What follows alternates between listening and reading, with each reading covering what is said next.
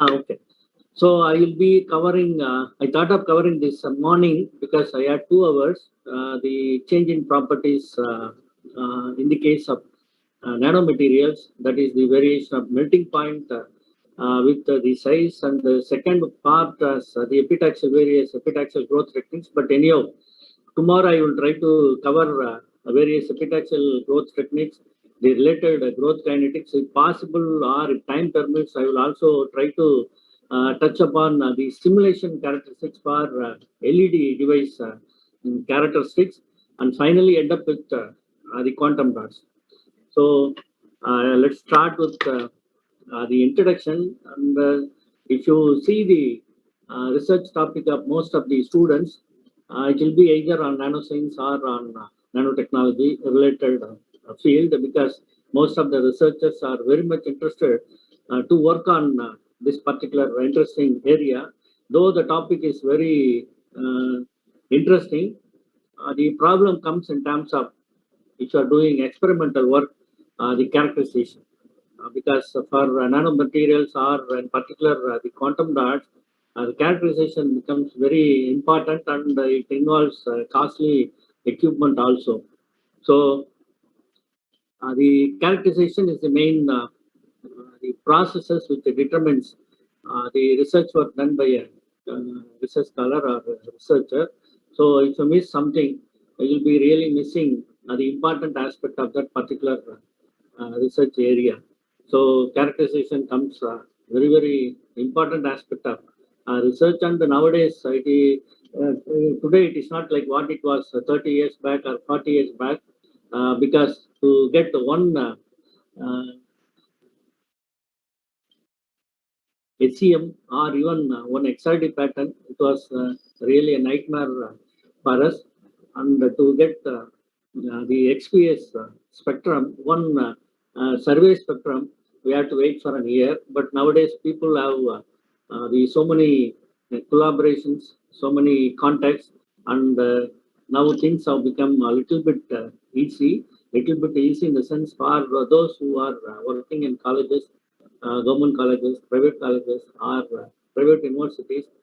Still, they have to put in a lot of efforts to get into the characterization things done. Anyhow, we'll get into the topic. Professor Murthy Babu or the previous lecturers would have given vast introduction about what is nano, and the importance of nano, and how it is going to change or going to uh, upgrade the status of our the future life. The basic point which I want to say is that the materials, nanomaterials, or the so-called nanoscale materials, they differ from bulk in four different ways. The first point is that the gravitational forces are the most negligible for the nanoparticles, and the electromagnetic forces dominate. It's a very important point. And second point is that the quantum mechanics, which is used to describe motion energy instead of classical mechanics model. So if you talk in terms of nanomaterials or nanoparticles, you should also know the basics of quantum mechanics, because based on quantum mechanics only you will have to interpret your results, because it is used to describe motion and the energy of the particles. And third one is, the larger surface to volume ratio. It's a very important factor as far as nanoparticles are concerned. And the third one is random molecular motion, which becomes important at nanoscale. So these four factors, they make nanomaterials totally different from the bulk. And there are other factors which still make what is called as nanoscale design or device fabrication very challenging. Those three factors are low Reynolds number, and the Brownian motion, we call it as ubiquitous Brownian motion, and strong surface forces, because nanoparticles are low dimensional nanostructures. They exhibit strong surface forces. Brownian motion also uh, becomes dominant, and the because the Reynolds number is very low, you have to face so many issues. The moment you think in terms of going in for a device. Okay. And now I will just try to give you a simple methodology for understanding how the size and the shape of the nanomaterials completely change the characteristics. So if you change the size, the properties will change. If you change the shape of the nanomaterial, the properties will also change. Because for bulk, we don't bother about how many atoms it constitutes of. Whereas for nano, we have to bother about the number of atoms constituting the nanomaterial. So the here the size and the shape also plays a component role. Say, for example, if you take a semiconductor, for example, gallium arsenide. So as in bulk form, the band gap of the material is fixed. Even if you remove thousands of atoms, the band gap will not change for gallium arsenide bulk material. Whereas for the same gallium arsenide, when the size is reduced, say below 100 nanometers or below the so-called exciton Bohr radius value, right? The properties depends upon the size and also the shape. Means the band gap when the size of this, for example, gallium arsenide is less than the exciton Bohr radius value, the band gap depends upon the size and the shape of the material. So for bulk, the band gap is fixed, the value is fixed. Whereas for the nano size gallium arsenide, the band gap varies with respect to the size. So if you want to change the band gap, you have to just play with either the size or shape of the material. Whereas for the bulk, because the problem with the three-phase semiconductors that you'll have to prepare solution to change the band gap, and to prepare a solid solution, it's not an easy job. So they thought the alternate method for preparing alloys. So they were using the simplest method or the so-called cost-based technique, the epitaxial growth technique, and based on epitaxial technique only, they are still able to going for ternary heterostructures, quaternary heterostructures for the fabrication of various optoelectronic devices. So if it is a bulk, you'll have to think in terms of mixing other elements or metals to change the band gap. Whereas at nano level, just if you change the size or the shape, the band gap will get changed. So that advantage you have when you think in terms of the nanomaterials or called nanoparticles, or in particular quantum dot. So the basic aspect is that in the case of the preparation of nanomaterials, whether it is through chemical route or the epitaxial route, nucleation plays a major role. So without nucleation, nothing can be. There is no growth. There is no what is called as the nucleation of nanoparticle. The nanoparticle or the nucleation of the epitaxial layer.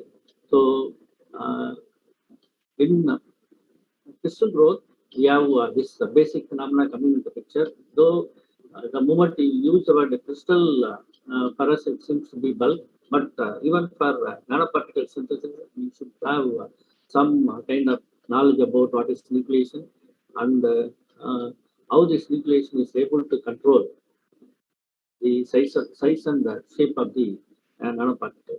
So in gaseous state, you know that there is no interaction between atoms, and the atoms they try to lower their energy by forming a liquid or a solid when you cool it, and when you see the surface is partly bonded with the surface atoms. This is the case for bulk material, right?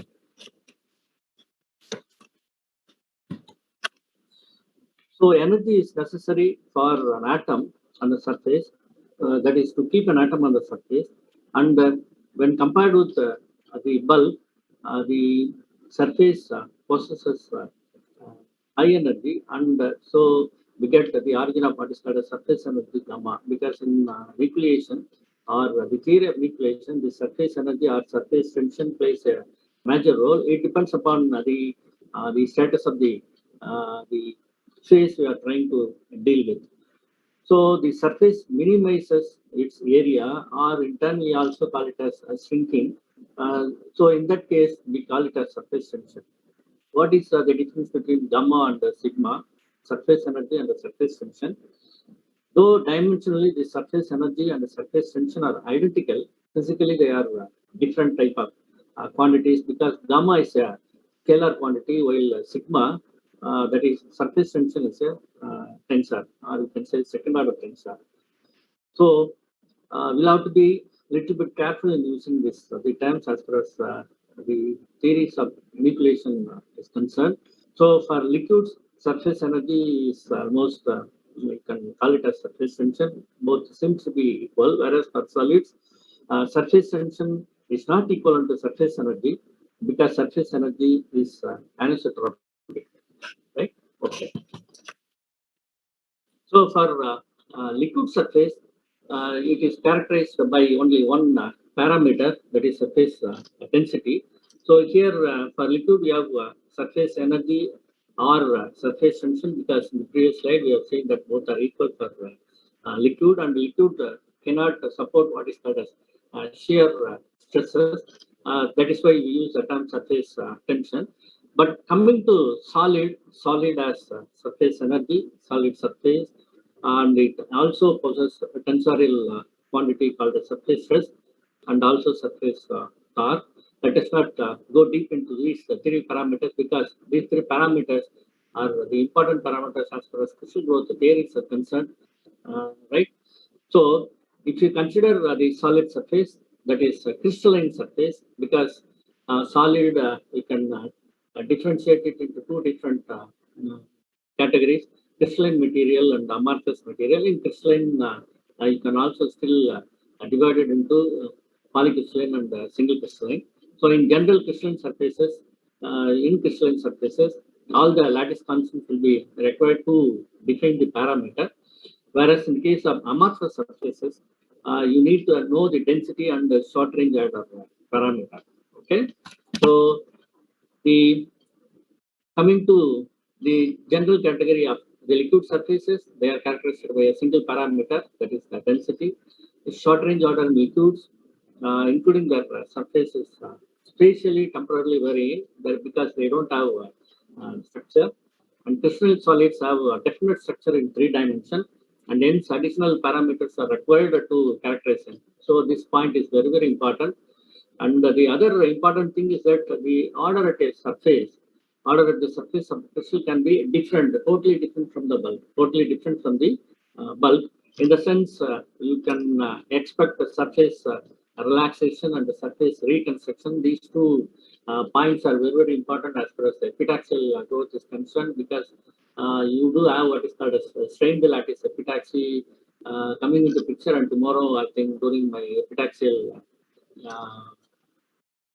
lecture, you can try to remember these two categories, that is surface relaxation and the surface reconstruction. And amorphous solids have short range order, but no long range order. These points may seem to be very fundamental, but we need to have such introduction before we get into the theory. And we can expect three regions with respect to the number of atoms forming an aggregate or cluster. So we call it a small cluster, large cluster, and nanoparticles. So small clusters, the structure and properties, they do not vary in a monotonic way, whereas for large clusters, as in the picture shown, this is large clusters comes under the intermediate category between a cluster and a nanoparticle. So in the case of nanoparticles, here with the increasing size, the properties slowly approach the bulk value. So you know that when you increase the size beyond a particular value, they say in general what is being given in the book as well as in the literature is that beyond 100 nanometers, the properties are almost equivalent to the bulk. So that is where this the differentiation, demarcation comes in terms of the nanoparticles and bulk materials. Okay, then we slowly come into the other important factor which is necessary for the thermodynamic parameters of nanomaterials, that is curvature effect. And this is a very important point when you try to determine the melting point of nanoparticles using thermodynamic principles. So, in bulk materials, the curvature effects can be ignored, and the Gibbs free energy as Saravanan.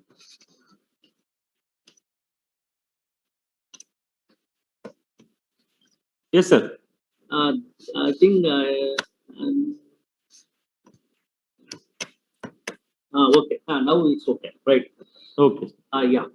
It's because the curvature effects, as far as bulk materials are concerned, has no dependence on geometry of the material.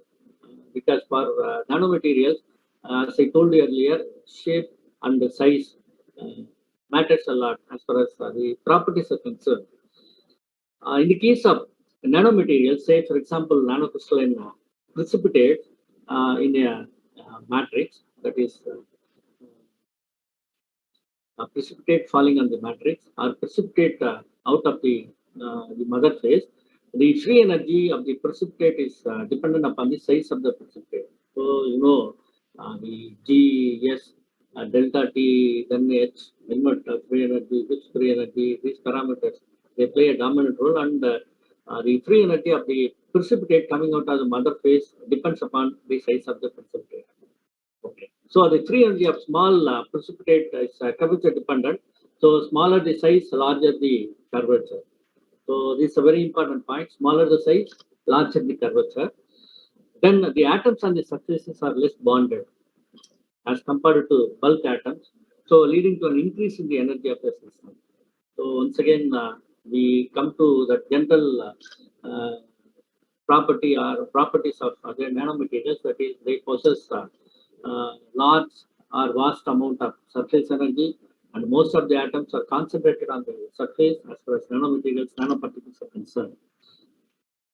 So the phenomenon of the precipitating or quiescening is mainly due to free energy dependence on curvature. So curvature has a dominant role as far as nanomaterials or nanoparticles are concerned. So this point is very, very important when you try to determine various physical quantities based on thermodynamics. Okay. So coming to the phase transformations in nanocrystals, we have two different types of phase transformations. First one is based on mass transport. So in the case of mass transport, you have diffusional transformation and the diffusionless transformation. So this diffusionless transformation is called as Morton-Cetic transformation, which is a very important topic as far as physical metallurgy is concerned. Because when you try to cool or quench the melt to room temperature, you'll have either diffusion-based transformation or diffusionless-based transformation. So most of the transformations are diffusion-based transformation. So that is why you end up with concentration gradient in the material if you don't give proper time for the phase equilibrium to attain at each and every temperature. Whereas in the case of diffusionless transformation or Morton-Cetic transformation, you don't have this diffusion parameter coming into picture, only the rearrangement of atoms takes place, and that is why it becomes very important. And this diffusionless transformation takes place at a very higher cooling rate. Say, for example, in the case of iron carbon phase diagram, if you try to cool the oxide at a cooling rate of more than 120 or more than 120 degrees centigrade per second, then you will end up with the Morton-Cetic phase, that is diffusionless transformation. And in the second category, which is based on that is second category of transformation based on the order. The first order transformation refers to nucleation and growth. Second order transformation depends upon the whole volume transformation. So first order means you have to concentrate only on nucleation and the growth, whereas if it is a second order transformation, the whole volume gets transformed. Transformed. So the phase transformations can be based on the mass transport, because in vapor growth also you have that parameter coming to picture, mass transport. I think tomorrow I will be covering one or two slides based on this mass transfer process in epitaxial growth, particularly in MOCVD. Okay. Right, coming to the nucleation and the growth.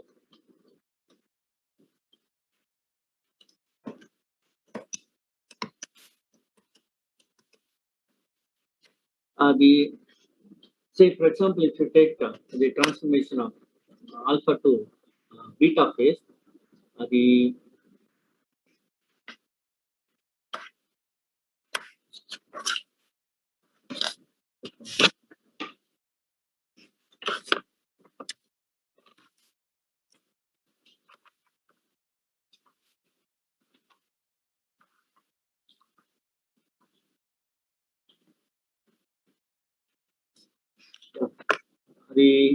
alpha to beta phase,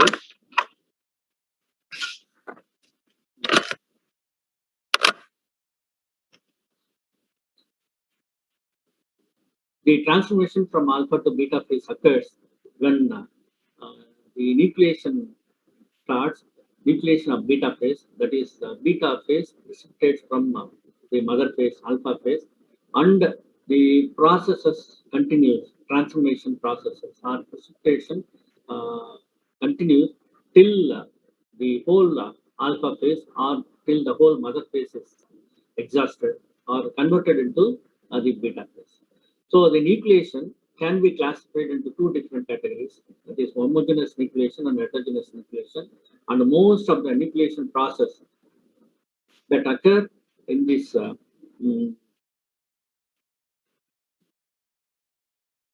process, nucleation process, is fully heterogeneous, not homogeneous, because for the homogeneous, in the case of homogeneous nucleation, for a nuclide to occur, it say, for example, if you take water and if the supersaturation is say 1.1 ratio, supersaturation ratio is 1.1, it will take say more than 10 power 28 years for a nuclide to appear in the case of homogeneous nucleation with that supersaturation ratio. Whereas most of the nucleation that occurs uh, in our system is heterogeneous. So for heterogeneous nucleation, you need a foreign particle, foreign body, even impurities act as nucleation center. So most of the nucleation is heterogeneous.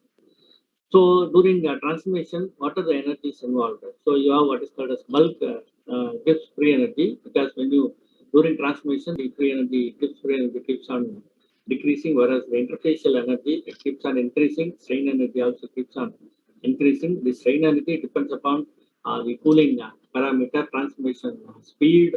So it is more dominant in solid solid transformation also. So that path is very dominant in the case of physical metallurgy. Okay, so if you see the picture here, uh, yeah, so that green color represents mother phase, and the boundary that red color represents the new interface created. So this process, a new interface created, will keep on increasing in size. That is when the nucleation process starts and the secondary phase uh, becomes dominant. Right. So if you try to see the liquid solid phase transformation on cooling just below the melting point of the solid becomes stable, but solidification does not start. So if you just cooling immediately, the solidification will not start. Example, liquid nickel can be undercooled up to 250 degree Kelvin below melting point, below its melting point. 250 degree Kelvin means the melting, say for example, if melting point is 1000 degrees centigrade, so it has to start melting just below 1000 degrees centigrade. So if it is 998, it should start nucleate. But the can be undercooled up to 250 degree Kelvin means up to 750 degree Kelvin, you can still retain this the liquid phase and start the transformation process. So there comes the real issue. Okay. Now coming to our the free energy in solid state where the solid is stable, the free energy becomes negative, and the Del T is represented as 250 Kelvin in the case of nickel. So the cooling rate, under cooling rate. But in the case of liquid, Del T is positive. The liquid state Del T is positive. So Del T represents the undercooling at what temperature difference you try to cool the system. Okay. So in the case of homogeneous nucleation, the free energy change or nucleation, that is for a particle to get precipitated, uh, what are the conditions we have to undergo? So for free energy change, only when there is a change in free energy, because in liquid free energy is positive, so you have to reduce it to, because for a system to be stable, the free energy should be either zero or negative or minimum. So that is the condition. So if it is positive, then it is not in stable state, right? So to make the transformation, to force the transformation, or to initiate nucleation, in what way the free energy can be changed for the nucleation process to occur.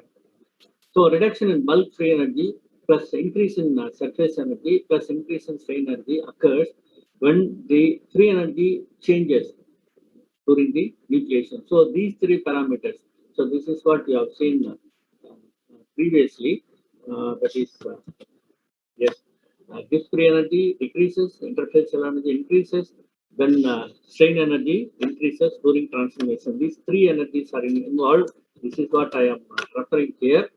So the free energy gives free energy, changing gives free energy because you have to, you cannot measure the absolute quantity, you can only measure the change in this thermodynamic quantity. So the changing gives free energy, it can be written as volume of this, the precipitate or the so-called nucleus or nucleated particle into del G, that is del GV, we call it as del GV, yes, and the surface into interfacial tension. So gamma represents interfacial tension.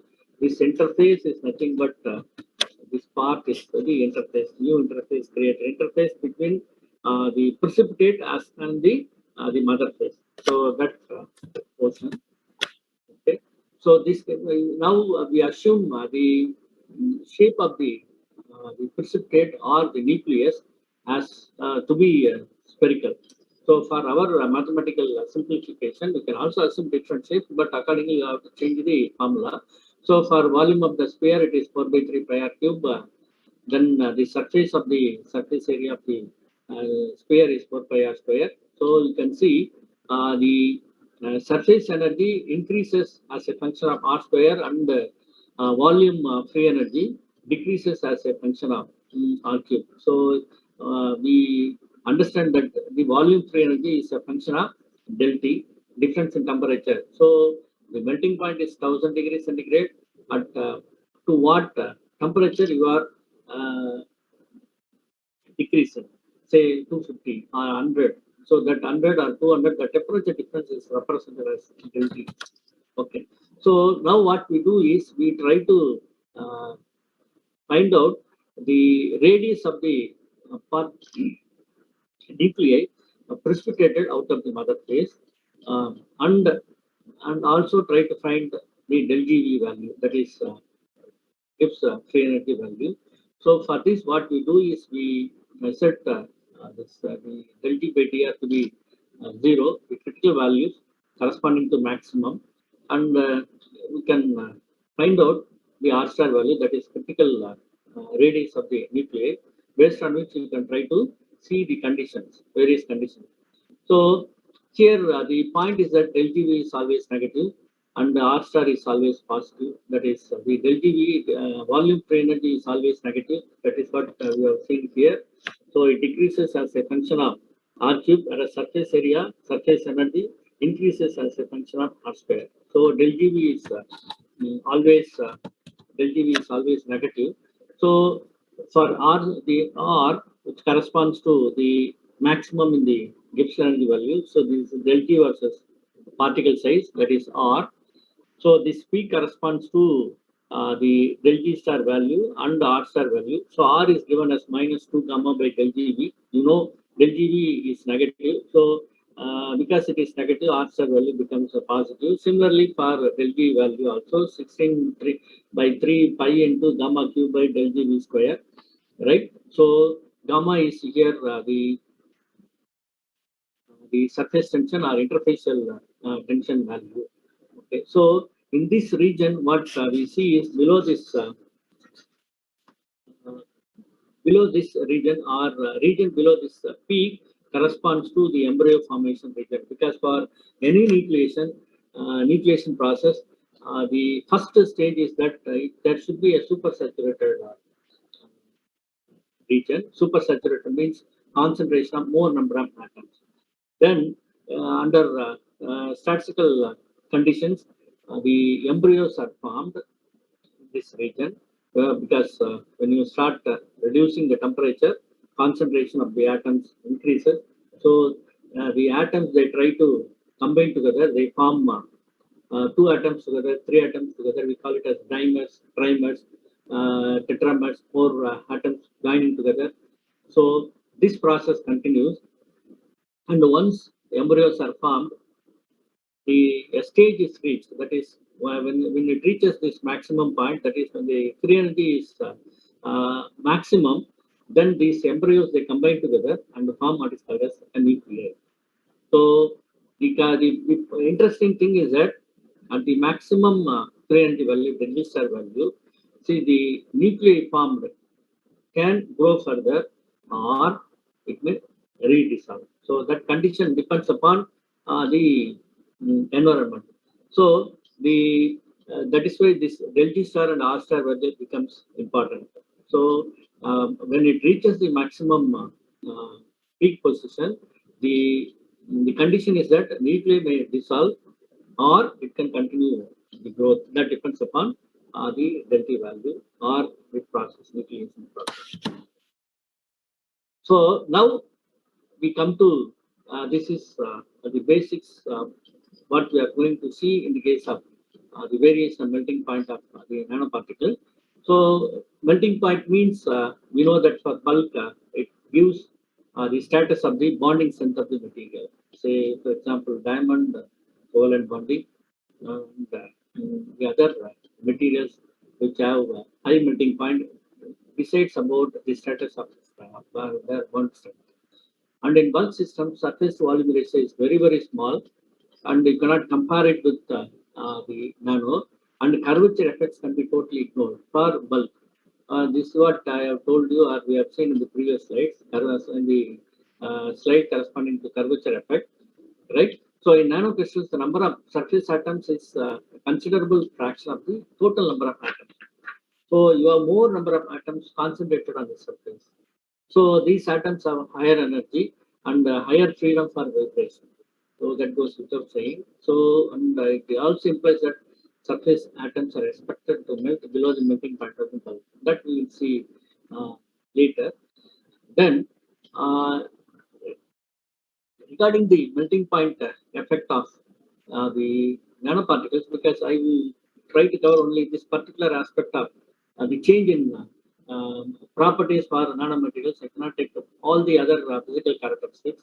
So I think one example for melting point will infuse or motivate some of the research scholars to work in this particular area, because theoretical work in nano is very, very limited. So and the thing is that only your imagination and ideas will work out, and you'll be able to do a lot in this particular area.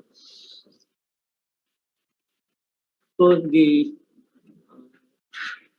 nearly 2000 years back, the Gibbs and Thomson they proposed that the size of the particles decides about the melting point. They have given a thermodynamic relationship, stating that smaller size particles will have a lower melting point than its bulk. So that derivation I'm not going to give you because already it's very late in the evening and I don't want to bore you at all. Okay. Anyhow, theory means for most of us it will be somewhat boring and normally what we think is that a computer is sufficient for the theoreticians to achieve their goals, but it is not so. We'll see later. When you see the some simulation related to nucleation kinetics in the case of the beta axial growth and the simulation related to the LED device structures. Okay. So in zero dimension, one dimension nanocrystals, curvature effects become very important. So you cannot neglect like what you have seen in the case of Brownian motion. For bulk materials, Brownian motion you don't bother, whereas at nano level, it is the dominant factors. So one among the dominating factors. Okay, as the size of the freestanding crystal is reduced below, as usual, 100 nanometers, its melting point is reduced with respect to the melting point of the bulk material. So many examples you would have come across, and I don't want to give those examples. Typical example for most of the speakers is gold, right? Okay. So example, gold crystals of 100 nanometer size melts under 100 degree below the bulk melting point. You will see some of the theoretical calculation also later. Okay. So now we enter into the thermodynamic modeling of melting behavior of nanoparticles. So those of you who are interested can try to modify the literature related to this particular modeling because ideas matters a lot, imagination matters a lot.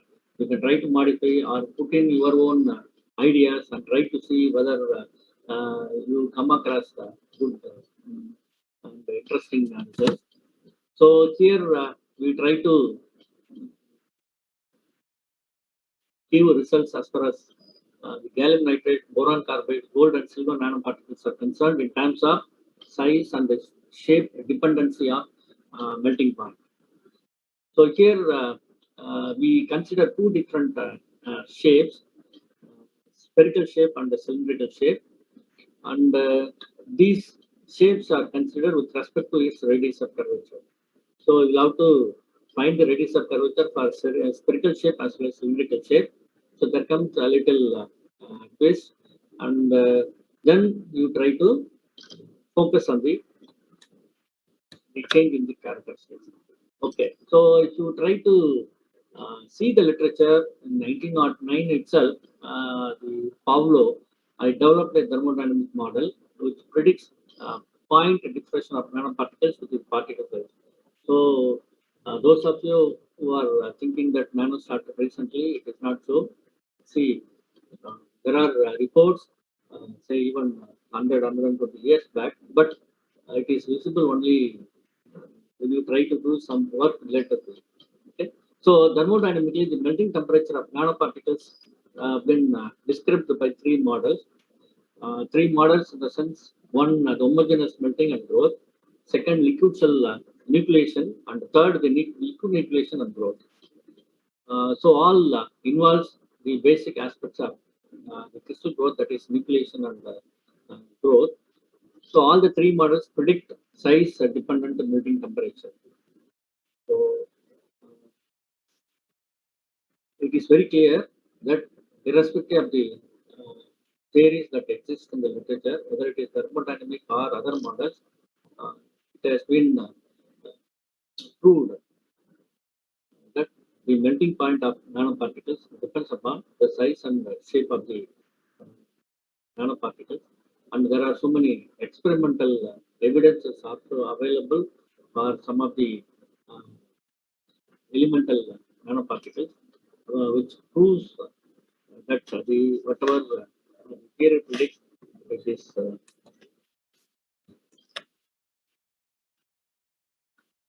evidenced by the experimental research. Then the nanoparticle shape impacts the melting point of the nanoparticle.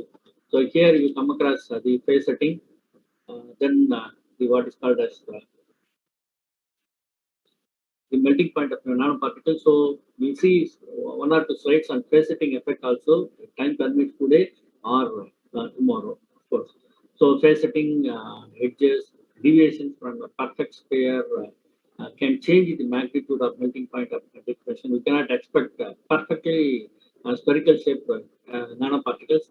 You know that when you prepare synthesize nanoparticles, you try to give the average size of the particle only. After doing the beta analysis or the DLS, whatever be the thing, you give only the average size. So only when you say that size of the particles are uniform, when the size of the particles are all the nanoparticles, when you synthesize, when, when the particle size is uniform throughout, then you call it as engineered nanoparticles. So that term is very important. Engineered nanoparticles means all the particles have the same size, because the size is 10 nanometers plus or minus even 1 nanometer will give vast difference. You know that. Then the shape changes. So shape affect the surface to volume ratio, cohesive energy, and the thermal properties of nanostructures. So there are so many aspects to be considered. And I'm just giving an example for melting point. So if you can think a different angle with the different physical parameters or chemical parameters, yes, you can come out with very good results. So the idea of organizing all these programs are to induce the researcher to work in a different aspect, come out with very good results. Right? Okay. So there are so many theoretical models also available in the literature based on Coulson energy calculation. So the literature references are given here. Then in our thermodynamic model, we consider what is called as Gibbs-Thompson equation, which gives the relationship between the melting point of the small crystal and the melting point of the larger crystal. And finally, we end up with that the melting point of the small crystal is smaller than the melting point of the larger crystal. Means it is less than the melting point of the larger crystal, or melting point of the nanoparticle is always less than the melting point of its bulk. So here we try to consider two different shapes of the nucleus. One is spherical shape and another one is cylindrical nucleus. Here we try to derive the equation for the spherical shape and the cylindrical shape nucleus. Then we try to impose conditions and get the results for the melting point for various sizes. So here the basic assumption is that basic factor is that we try to utilize what is called as Gibbs-Thompson equation, which is nothing but KT ln of P by P star and 2 gamma V by R. R is the size of the particle, sorry, radius of the particle. V is the volume, and P by P and P star pressure, the pressure at normal temperature and the pressure at the temperature under consideration. So here we say that as per this Gibbs-Thompson equation, dependence of melting point and crystalline size, this is what they have given. 2 gamma V2 by del H M suffix M R equal to T infinity minus TR by T infinity. So here the left hand side should be a positive quantity only when the right hand side is a positive quantity. Left hand side will be a positive quantity only when the right hand side is positive. So right hand side is negative, then left hand side cannot be negative, because if it is negative, then the equation itself is observed. So this is possible. Left hand side can be a positive quantity only when T infinity is greater than T F or the TR. So which means that T infinity is the melting point of the bulk and the TR is the melting point of the small size particles are so-called nanocells or nanoparticles. So this they have done a long time back, so a century back, and we have to modify this equation and according to our assumption and try to come out with right. So here these equations are very common as far as the uh, nucleation and crystal growth is concerned. So here we try to get the energy of formation of the spherical nucleus also for cylindrical nucleus. So it is given as del G to del Gs plus del Gv.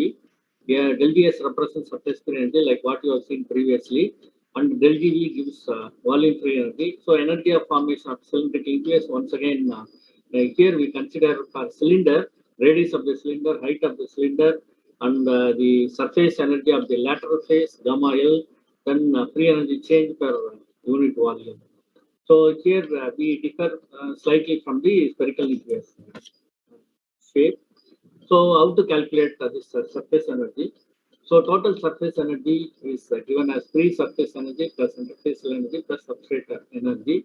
So here we assume heterogeneous nucleation or the nucleation occurs through heterogeneous category, and the nucleation or nuclei shape is assumed to be cylindrical in shape. So the total surface energy is given as 2 pi Rh gamma s. This corresponds to the surface energy, free surface energy, and this second term is interfacial energy, and the third term is your substrate energy. So here R and H, radius and the height of the cylindrical particles, gamma s. Gamma S is your surface energy of the solid vapor interface. Gamma B is your surface energy of the bare substrate. Gamma B. Then gamma SB is interface energy between solid and substrate. Then the tau B, total energy of the substrate. Total energy of the substrate. So based on this, what we do is we try to calculate the radius of curvature of the cylinder by helix method. So you can refer this particular journal for more detail. So this is what I have been telling you previously about the curvature effect for nanoparticles. So you'll have to be very careful in dealing with the calculation of curvature. Okay. So the radius of curvature for cylindrical nanoparticle is given. And based on this, you can try to calculate the difference in free energy del F or del G. So what will be the case? So del G is known as del GS minus GL. Yes, L represents solid and liquid. So here rho represents the density of the material, capital L latent heat of the material, because you are trying to melt and try to see the characteristics. Bulk melting temperature Tc. Then T is the melting point of the nanomaterial as a function of time. So this T is very, very important here because we need to know how this the T varies as a function of temperature. This is what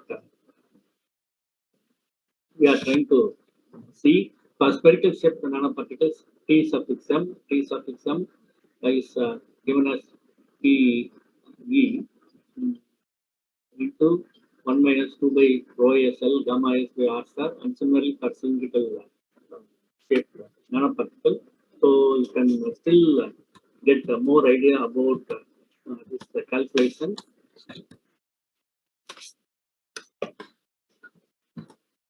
in this issue.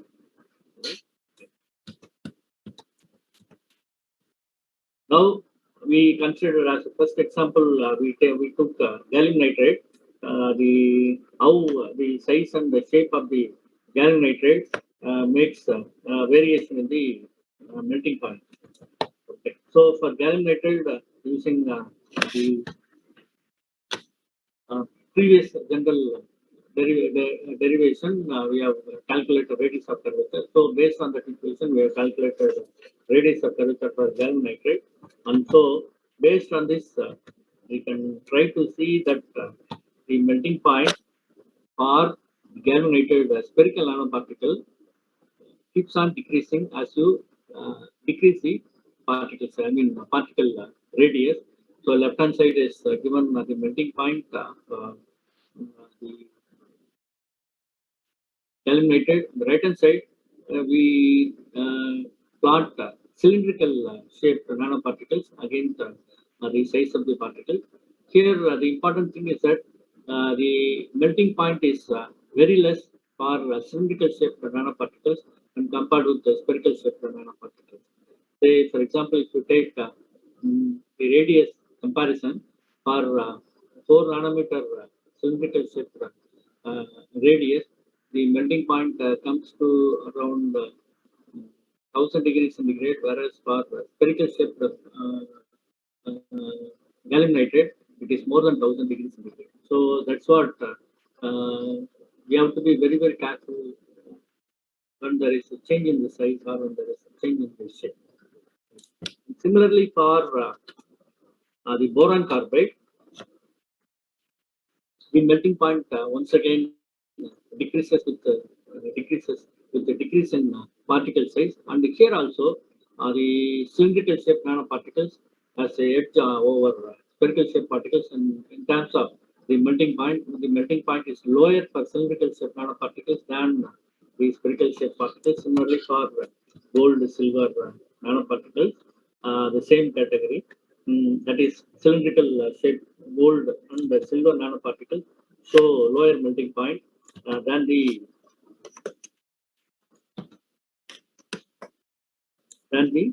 spherical shaped particles. Right. So here, finally, what we conclude or one can conclude is that the melting temperature of bulk galvanated is 2770 Kelvin, whereas the spherical shaped galvanated nanoparticle, say for example, if you consider 6 nanometer radius, it is 1747, whereas for 6 nanometer cylindrical shaped particle, it is 1553. You see the difference in the melting temperature when you change the shape. Similarly, for boron carbide, for 6 nanometer, it is 764 Kelvin, whereas for bulk, the melting temperature is 2450. And for cylindrical boron carbide nanoparticle of 6 nanometer size is 495.